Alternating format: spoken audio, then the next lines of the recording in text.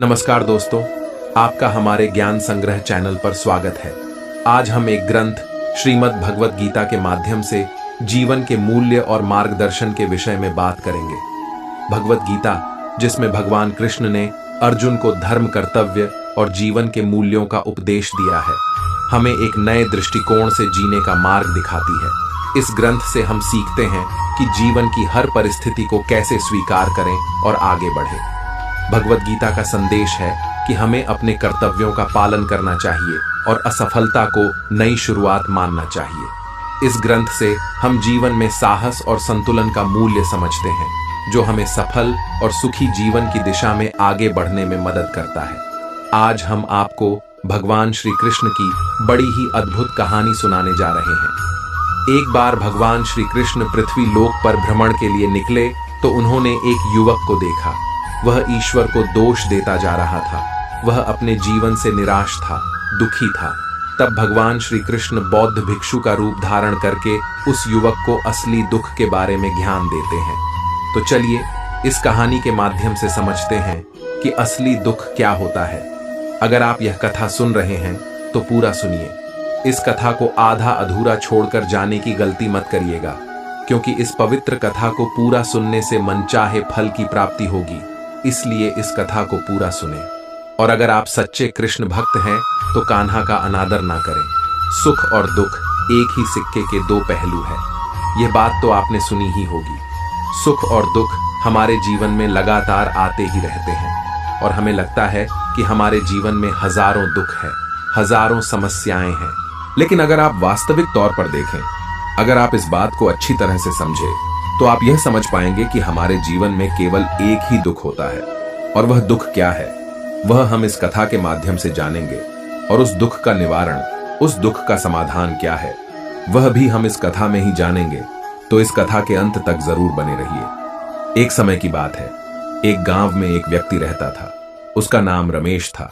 वह बड़ा आलसी था और अपने जीवन से बहुत निराश था।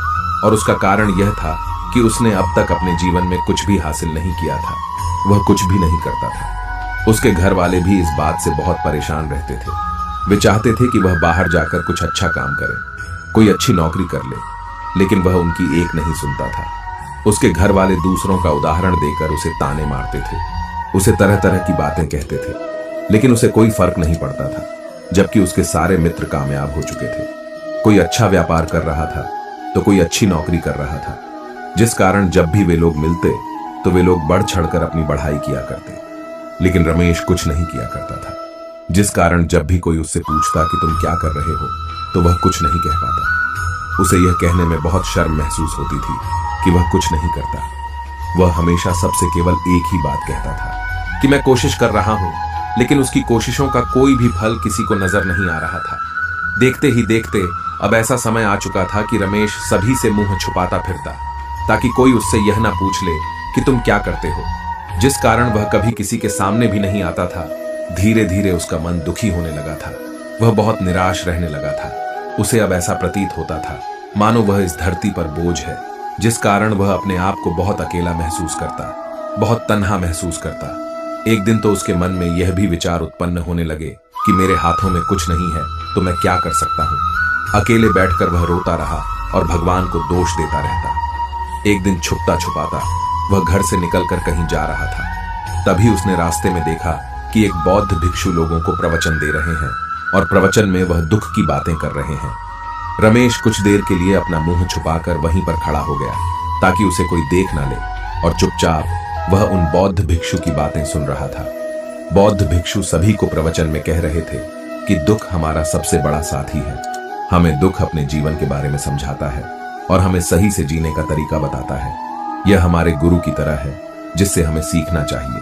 आप चाहे तो अपने जीवन में अपने दुखों को अपना गुरु बना सकते हैं और उससे सीख सकते हैं, या फिर आप चाहे तो अपने दुखों पर बैठकर रो सकते हैं, लेकिन इससे आपको कोई लाभ नहीं मिलेगा, बल्कि आप दिन ब दिन और कमजोर होते जाएंगे, निराश होते जाएंगे। रमेश छुप छुप कर उन बौद्ध भिक्षु की यह सारी बातें सुन रहा था। जैसे ही उपदेश खत्म हुआ, वह उन बौद्ध भिक्षु के पास पहुंचा। उन्हें प्रणाम करके वह कहता है, हे महात्मा, अभी आप कुछ देर पहले दुख को गुरु बता रहे थे। आप कह रहे थे कि दुखों से हमें सीखना चाहिए, हमें उन्हें अपना गुरु बनाना चाहिए। लेकिन मैं भी तो अपने दुखों से परेशान हूं, अपने जीवन से परेशान हूं। मैंने अब तक जो दुख झेला है, मुझे तो कभी ऐसा प्रतीत नहीं हुआ कि मेरे दुख मुझे कुछ सिखा रहे हैं, बल्कि मुझे तो हमेशा यही लगता है कि वह मुझे पीड़ा दे रहे हैं, तकलीफ दे रहे हैं, और दुख की पीड़ा बहुत भयंकर होती है। ऐसा लगता है अब इसके बाद हमारा जीवन समाप्त हो जाएगा, इसके बाद हमें कुछ नहीं मिलने वाला। यहां तक कि हमें मृत्यु भी उसके सामने कम लगती है।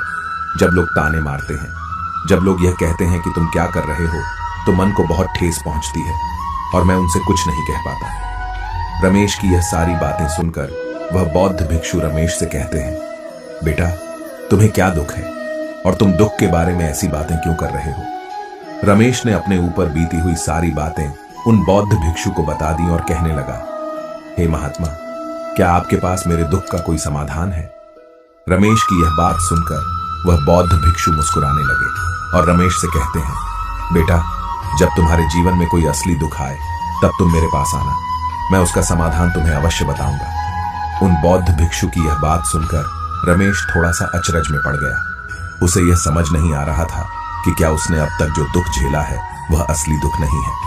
उसने जो अब तक पीड़ाएं सही हैं, जो ताने सहे हैं, जो तकलीफ उठाई है, क्या वह असली दुख नहीं है?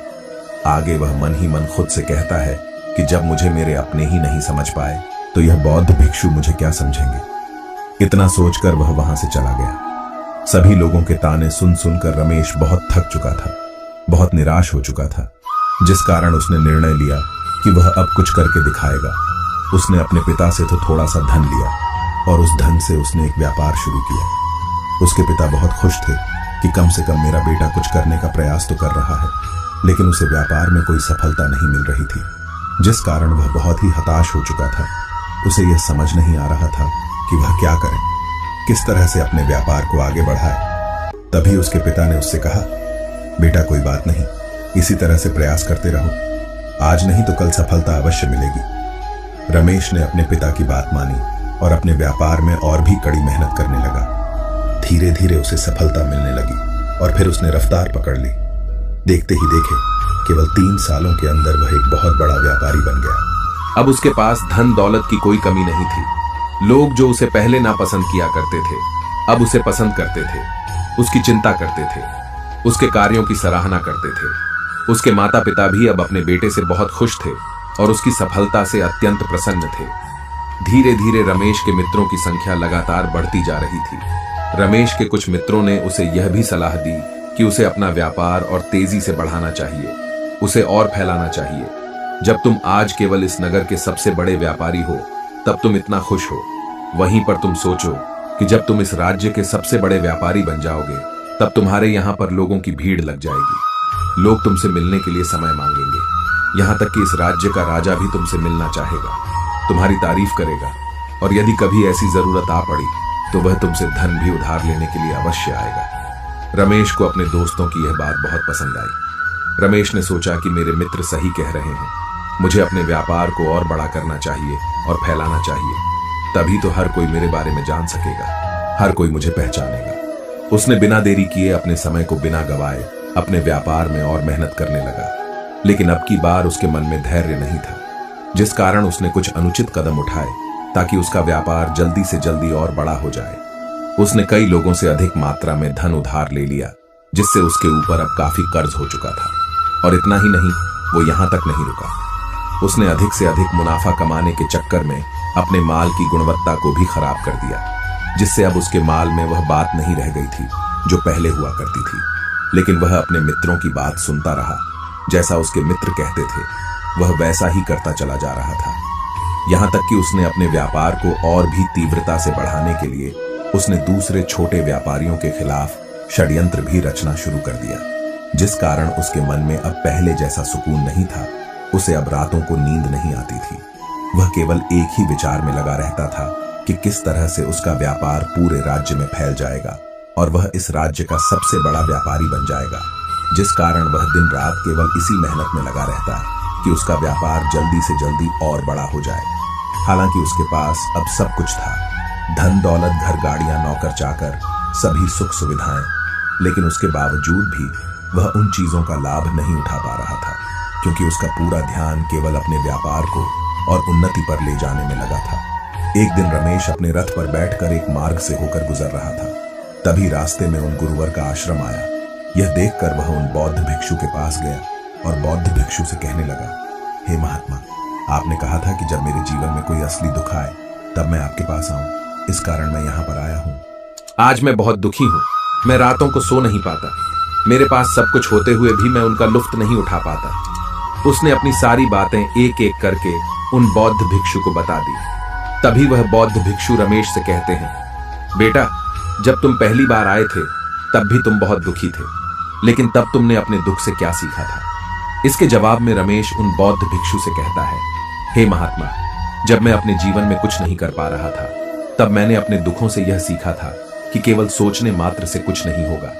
उसके लिए हमें कुछ करना भी पड़ेगा, और केवल कोई कर्म करना ही हमें सफल नहीं बनाता, बल्कि उस कर्म को उसके अंजाम तक पहुंचना हमें सफल बनाता है। फिर चाहे रास्ता कैसा भी हो, फिर चाहे परिस्थितियां कैसी भी क्यों ना हो, फिर चाहे कितनी भी बाधाएं आपके रास्ते में क्यों ना आ जाए, चाहे ऐसा क्यों ना लगने लगे कि अब आपके जीवन में कुछ नहीं बचा और आप कुछ नहीं कर सकते, तब भी हौसला बनाए रखें, उम्मीद ना छोड़े और आप अपने कार्य पर डटे रहे, यह सोचकर कि जब तक मैं अपने कार्य को सफल नहीं कर लेता, जब तक मैं अपने लक्ष्य तक नहीं पहुंच जाता, तब तक मैं इस कार्य को करता रहूंगा। मैं इस कार्य में अवश्य सफल होकर ही रहूंगा, जबकि बाकी लोग केवल सफल लोगों को महत्व देते हैं, उनके कर्मों को नहीं। रमेश की यह सारी बातें सुनकर वह बौद्ध भिक्षु मुस्कुराने लगे और रमेश से कहते हैं, बेटा, जब तुम्हारे जीवन में असली दुख आए तब तुम मेरे पास आना, मैं तुम्हारी समस्या का समाधान अवश्य करूंगा। इतना कहकर वह बौद्ध भिक्षु वहां से उठकर चले गए। रमेश एक बार फिर से उनकी यह बातें सुनकर आश्चर्यचकित रह गया। उसे अब यह समझ नहीं आ रहा था कि क्या उसने जो दुख देखा है, उसने जो तकलीफें अब तक सही है, क्या वह असली दुख नहीं है? उसके मन में अब एक सवाल उत्पन्न होने लगा कि असली दुख क्या है और इसकी पहचान क्या है, और मुझे कैसे पता चलेगा कि किस समय में मैं असली दुख में हूं। लेकिन उसने कुछ नहीं कहा। वह यह सब सोच ही रहा था कि तभी वह बौद्ध भिक्षु रमेश के पास एक बड़ा सा घड़ा लेकर पहुंच जाते हैं। उस घड़े के अंदर सोने के सिक्के थे। उस घड़े को देते हुए वह बौद्ध भिक्षु सोनू से कहते हैं, बेटा, तुम इसे उस पेड़ के नीचे दबा दो, क्योंकि यह मेरे किसी काम का नहीं है। जब मुझे इसकी जरूरत पड़ेगी तब मैं वहां से खोद कर इसे निकाल लूंगा, लेकिन अभी के लिए इसे वहां पर मिट्टी के नीचे दबा दो। रमेश ने उस बौद्ध भिक्षु की बात मान ली और उस घड़े को पेड़ के नीचे जाकर मिट्टी में दबा दिया। इतना करके वह गुरुवर को प्रणाम करता है और वहां से वापस अपने घर की ओर लौट जाता है। धीरे धीरे समय बीतता गया। समय के साथ साथ रमेश व्यापार में और भी ज्यादा उन्नति कर चुका था, लेकिन माल की गुणवत्ता अच्छी न होने के कारण अब उसके व्यापार में घाटा होने लगा और धीरे धीरे ऐसा समय आया कि उसका व्यापार पूरी तरह से चौपट हो गया। अब उसके पास कुछ नहीं बचा था, बल्कि उसने जो कर्जे लिए थे वह कर्जे भी उसे चुकाने थे। लेकिन वह तो यह सोचकर निश्चिंत था कि उसने जो कुछ भी कर्जे लिए हैं वह कर्जे उसने अपने मित्रों से लिए हैं, जिस कारण वह उन्हें लौट आने में थोड़ी देर अवश्य कर सकता है। वह तो यह सोच रहा था कि उसके मित्र उसका बुरे समय पर साथ देंगे, लेकिन सबसे पहले उसके मित्र ही उससे अपना कर्ज वापस लौटाने की मांग करने लगे। तब रमेश को एहसास हुआ कि कोई भी अपना नहीं है। उसने अपने मित्रों से उस कर्ज को लौट आने के लिए थोड़ी सी मोहलत मांगी, लेकिन रमेश के किसी भी मित्र ने उसे कर्ज लौटाने के लिए वह मोहलत नहीं दी, बल्कि वे लोग उसे जान से मारने की धमकी देने लगे। अपने मित्रों के मुंह से यह सब सुनकर रमेश बहुत ही आश्चर्यचकित रह गया। वह जो कुछ सोच रहा था सब कुछ उल्टा पड़ गया। जिस व्यापार के चलते उसके मित्र बने थे, इतने शुभ चिंतक बने थे, वे सब उससे दूर जाने लगे थे। हर कोई उससे पीछा छुड़ाना चाहता था, कोई भी उसका साथ नहीं देना चाहता था। धीरे धीरे उसकी सारी संपत्ति नीलाम हो गई। अब उसके पास कुछ नहीं बचा था। वह सड़क पर आ चुका था। उसने हार मानकर अपने माता पिता से कहा, पिताजी, मेरी मदद कीजिए, मेरे ऊपर बहुत आरण है, मुझे उसे लल लौटाना है, कृपा करके मुझे थोड़ा सा धन दे दीजिए। इस पर रमेश के पिता ने कहा, बेटा, मेरे पास तो ले देकर बस यही एक छोटा सा घर है। अगर यह अभी मैं तुम्हें दे दूं, यदि मैं इसे भी बेच दूं, तो मैं और तुम्हारी मां कहां रहेंगे?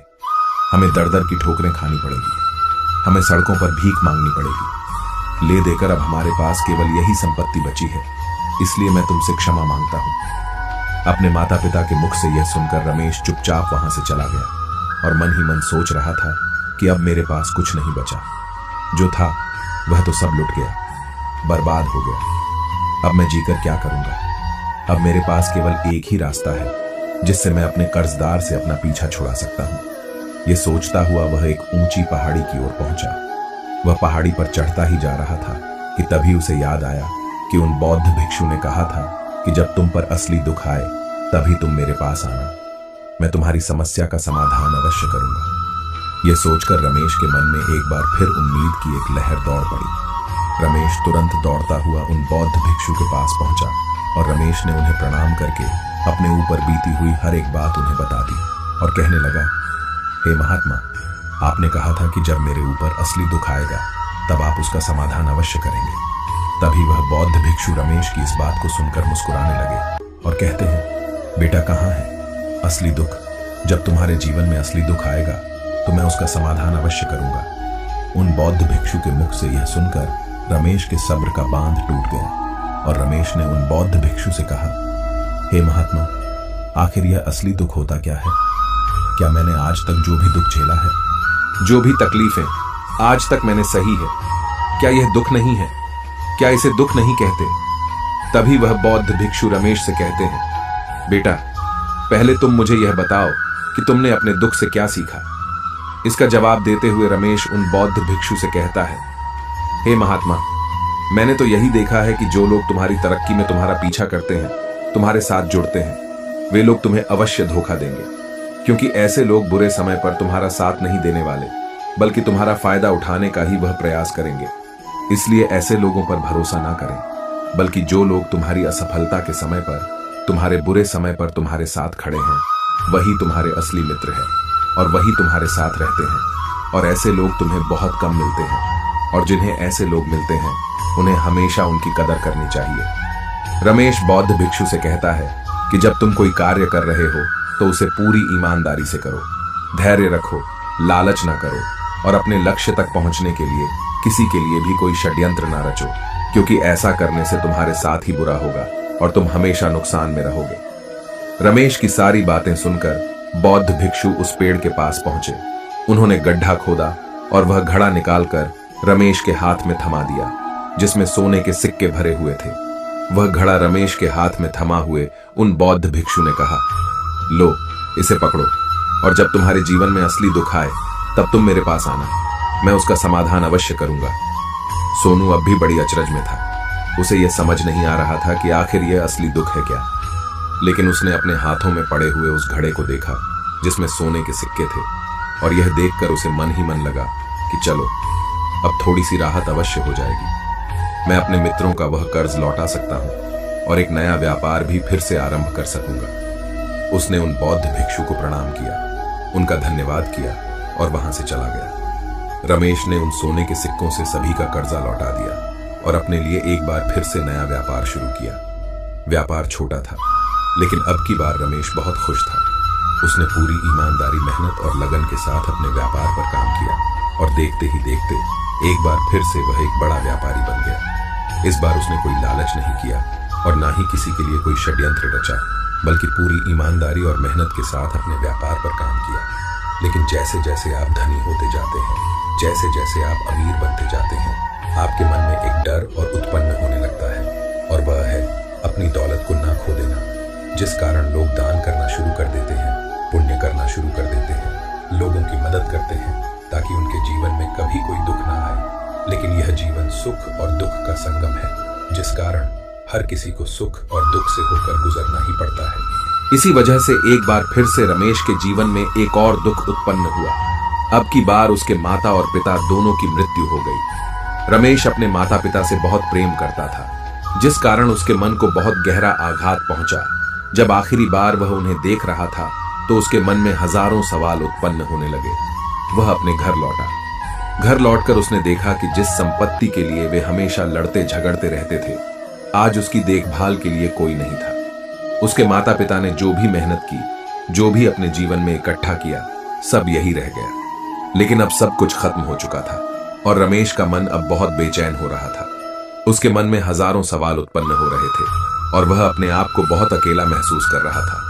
उसे बहुत खाली सा महसूस हो रहा था। उसने इधर उधर देखा, लेकिन उसे कुछ समझ नहीं आया।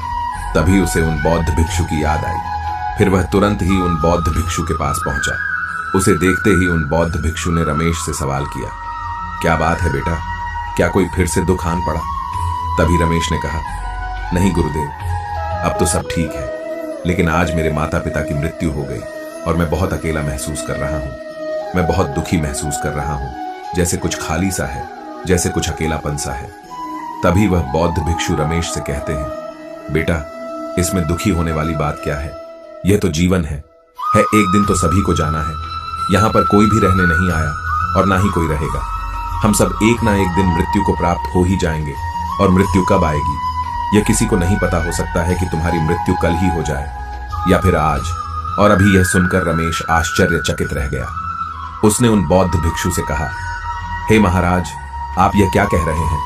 मैं तो अभी जवान हूं और मुझे तो अभी अपनी पूरी उम्र जीना है। मैं तो जीना चाहता हूं, कुछ करना चाहता हूं, और आप कह रहे हैं कि मैं कभी भी मृत्यु को प्राप्त हो सकता हूं। इस पर वह बौद्ध भिक्षु रमेश से कहते हैं, बंदे, इस भ्रम में मत रहना कि मृत्यु केवल बूढ़ों को आती है। बूढ़ों के सामने तो उनके जवान बच्चे तक मर जाते हैं। मृत्यु कभी किसी की उम्र देखकर नहीं आती और ना ही किसी को बताकर आती है। उन बौद्ध भिक्षु के मुख से यह सारी बातें सुनकर रमेश और भी ज्यादा बेचैन हो गया और वह चुपचाप वहां से चला गया। उसके मन का वह खालीपन अब भी वैसा ही था। वह अपने आप को बहुत अकेला महसूस कर रहा था। उसके बाद से उसका मन अपने व्यापार में भी नहीं लगता। जब भी वह कोई कार्य करता तो उसके मन में ढेर सारे प्रश्न उठने लगते। वह क्या कर रहा है, क्यों कर रहा है, और उसने इस कार्य को क्यों किया?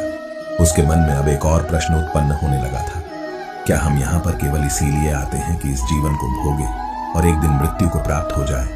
वह यह समझ नहीं पा रहा था कि जीवन का असली मतलब क्या है। उसने कई विद्वानों से पूछा, अपनी तरफ से जो मुमकिन हो सकता था खोजबीन की, लेकिन उसे कोई जवाब नहीं मिल पा रहा था। और जब उसे कोई जवाब नहीं मिला तो उसका दुख और भी बढ़ गया, जिस कारण उसके मन की बेचैनी और भी बढ़ चुकी थी और उसे यह समझ नहीं आ रहा था कि वह क्या करे, कहां जाए, किससे पूछे। तभी उसे फिर से उन बौद्ध भिक्षु की याद आई। वह एक बार फिर से उन बौद्ध भिक्षु के पास पहुंचा और उसने अपने मन की सारी बातें उन गुरुवर को बता दी। तभी वह बौद्ध भिक्षु मुस्कुराने लगे और रमेश से कहते हैं, बेटा, आज पहली बार तुम्हारे जीवन में असली दुख उत्पन्न हुआ है। वास्तव में तो यही है जिसे हम दुख कह सकते हैं, जो दुख कहलाने लायक है कि हमें पता ही नहीं हम क्या कर रहे हैं, कहां जा रहे हैं, क्यों जा रहे हैं, वह कौन है, क्या है, क्यों है, हम क्या करना चाहते हैं। तभी रमेश ने कहा, हे महात्मा, मेरे इस दुख का समाधान कीजिए, मुझे इस दुख का निवारण दीजिए। तभी वह बौद्ध भिक्षु रमेश से कहते हैं, हम सबके अंदर क्रोध, लालच, लोभ जैसी कई वासनाएं हमारे अंदर घर करके बैठ जाती है, जिस कारण हम अपने जीवन को टुकड़ों में जीते हैं और हमारी चेतना कभी एक नहीं हो पाती। हम कभी एक जगह सोच नहीं पाते, समझ नहीं पाते और हमारी ऊर्जा शक्ति भी पूरी तरह से छिन्न भिन्न हो जाती है। और आजकल के इस दौर में हमारे पास तो इतना भी समय नहीं कि हम एक पल भी निकाल करके एक पल के लिए मुड़कर अपने आप को देख सके, अपने आप को समझ सके। वास्तविकता में हर कोई यहाँ पर अपने जीवन भर केवल दुख दुख कह के चिल्लाता रहता है, उसका समाधान निकालने का हर मुमकिन प्रयास करता है, लेकिन जिसे हम दुख समझते हैं वह तो दुख है ही नहीं, तो इसका समाधान आपको कहां से मिलेगा? यह तो परिस्थितियां हैं जिसके कारण हम अपने आप को दुखी समझते हैं, अपने आप को तकलीफ में समझते हैं। जैसे ही हम एक परिस्थिति से निकलते हैं, हम किसी दूसरी परिस्थिति में फंस कर रह जाते हैं। जिस प्रकार हम पहली समस्या का सामना करते हैं, उसी प्रकार हम दूसरी समस्या का भी सामना करते रह जाते हैं। और जब हम इन परिस्थितियों से हार मान लेते हैं, जब हमें लगता है कि अब कोई रास्ता नहीं बचा, तब हमारे सामने हमें केवल एक ही रास्ता नजर आता है और वह है मृत्यु। लेकिन यह कोई समाधान नहीं है, यह कोई रास्ता नहीं है। इसलिए यदि आप सचमुच अपनी समस्याओं का समाधान चाहते हैं तो अपने आप को इकट्ठा करना सीखें, अपनी ऊर्जा को इस संसार में वापस कीजिए, उसे एक कर और अपने ऊपर ध्यान लगा। मृत्यु से पहले अपने आप को पहचानें, अपने आप को जानें, अपने आप को बिखरने मत दो। तभी रमेश उन बौद्ध भिक्षु से कहता है, हे महाराज, तो क्या हमें इस जीवन को नहीं जीना चाहिए? क्या हमें अपनी इच्छाओं को पूरा नहीं करना चाहिए? बौद्ध भिक्षु रमेश के सवाल का जवाब देते हुए कहते हैं कि हमें किसी से भी लगाव नहीं रखना चाहिए, हमें अपनी इच्छाओं को मार देना चाहिए, हमें संपत्ति इकट्ठा नहीं करनी चाहिए, क्योंकि हम मनुष्य की इच्छाएं, कामनाएं, वासनाएं ऐसी होती हैं जैसे मानो कि एक पर्वत से गिरता हुआ झरना जिस पर किसी का नियंत्रण नहीं है, शिवाय देखते रहने के और परेशान होने के। लेकिन जब तुम अपने ऊपर ध्यान देने लगते हो तब तुम अपने आप को पहचान जाते हो, समझ जाते हो, तब तुम इस पर नियंत्रण पा सकते हो। तब इच्छाएं भी तुम्हारे बस में होती हैं और फिर तुम चाहो तो उन इच्छाओं की पूर्ति भी अवश्य कर सकते हो। गुरुदेव की यह सारी बातें सुनकर रमेश ने गुरुदेव से कहा, हे महाराज, आपका बहुत बहुत धन्यवाद। आपने मेरी सबसे बड़ी समस्या का समाधान आज कर दिया है। मैं आज से अपने आप को एकत्रित करूंगा। गुरुदेव, मानव शरीर में बहुत ऊर्जा है, बहुत शक्ति है, पर वह बेकार के कामों में लग जाती है, जिस कारण हमारा जीवन भी बेकार की चीजों में लगा रहता है। लेकिन हम कभी भी इस पर अपना ध्यान नहीं देते। हम कभी भी अपनी ऊर्जा को केंद्रित नहीं करते, अपने ऊपर कभी ध्यान नहीं देते। हमारा जीवन भी कुछ ऐसा ही है। हम अपने जीवन में हमेशा अपने आप से ऊपर वाले से सवाल करते रहते हैं कि हमारे जीवन में इतना दुख क्यों है। हम सभी के मन में यह सवाल तो अवश्य ही उठता है, और इसका जवाब है कि वह ईश्वर यह चाहता है कि हम अपने जीवन के अंतिम दुख तक पहुंच सके, उस गहराई तक पहुंच सके जहां पर हमें यह पता चल सके कि हमने अभी तक अपने आप को नहीं जाना, अपने आप को नहीं पहचाना। मानव शरीर के अंदर जो ऊर्जा है, जो शक्ति है, उसके बारे में हम अभी तक नहीं जानते। हम अपने आप को चाहे तो एकत्रित कर सकते हैं, अपने आप पर नियंत्रण पा सकते हैं, लेकिन हम अपनी इस ऊर्जा का व्यर्थ उपयोग करते रहते हैं, व्यर्थ की चीजों में लगा देते हैं, जिस कारण हम अपने आप को कभी नहीं पहचान पाते और ना ही कभी अपने आप पर नियंत्रण पा सकते हैं। लेकिन यदि आप अपने आप को जानना चाहते हैं, अपने आप को पहचानना चाहते हैं, तो पहले आपको खुद को एकत्रित करना होगा, अर्थात ध्यान लगाना होगा। ध्यान से ही आप अपने दुखों की उन समस्याओं का समाधान निकाल सकते हैं और तभी आप अपने आप को पहचान सकते हैं, जान सकते हैं और अपने जीवन के हर दुखों का समाधान भी कर सकते हैं। मित्रों, इस वीडियो में बस इतना ही। उम्मीद है आपको यह वीडियो अच्छी लगी होगी। अगर आप इस अनमोल ग्रंथ से जुड़े रहना चाहते हैं तो हमारे चैनल को सब्सक्राइब करें और बेल आइकन दबाएं ताकि आप हमारी नई वीडियोस को मिस ना करें। मिलते हैं अगले वीडियो में, तब तक के लिए अपना ख्याल रखिएगा। धन्यवाद। जय श्री कृष्ण।